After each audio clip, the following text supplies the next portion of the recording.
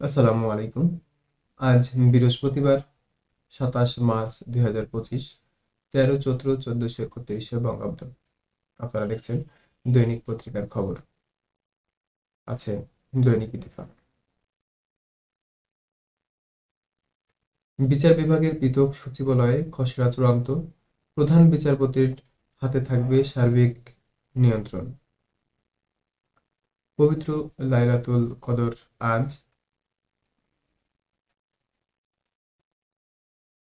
মহান স্বাধীনতা দিবস উদযাপিত, বৈষম্যমুক্ত বিভাজনহীন দেশ গড়ার প্রত্যয়।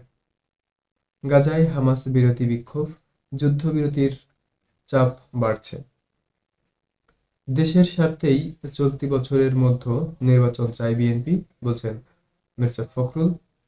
সংস্কার ও বিচার ছাড়া নির্বাচন মানব না, বলছেন নাহিদ। এই ছিল প্রথম পাতার খবর। আছে দ্বিতীয় পাতায়।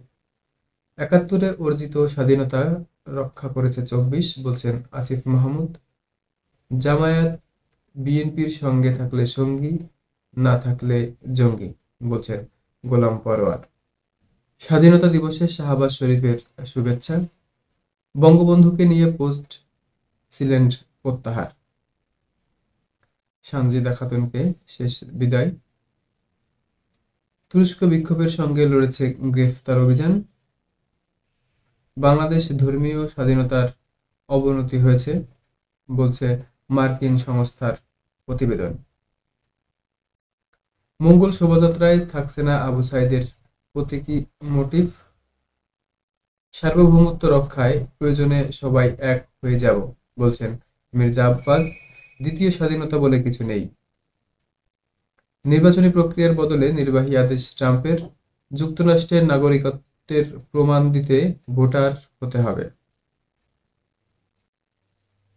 ইয়েমেনে যুদ্ধ তথ্য ফাঁস হয়েছে ভুলে, গোপনীয় কিছু ছিল না, বলছেন তুলসী গাবার্ড। সাংবাদিকদের নিন্দায় হোয়াইট হাউস। রোহিঙ্গা সংকট নিয়ে উচ্চ পর্যায়ের সম্মেলন আয়োজনের প্রস্তাব জাতিসংঘে গৃহীত। স্বাধীনতা দিবসে ৩ বাহিনীর ৫৯ জন সদস্যকে অনারারি কমিশন প্রদান। এই ছিল দ্বিতীয় পাতার খবর।